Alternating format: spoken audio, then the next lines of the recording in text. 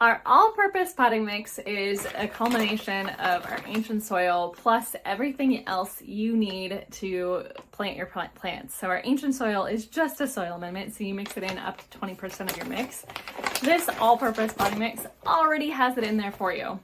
And so this is a peat-free mix, and you can really see the difference when you go ahead and open it up. It does have perlite and everything in there to create a healthy draining soil.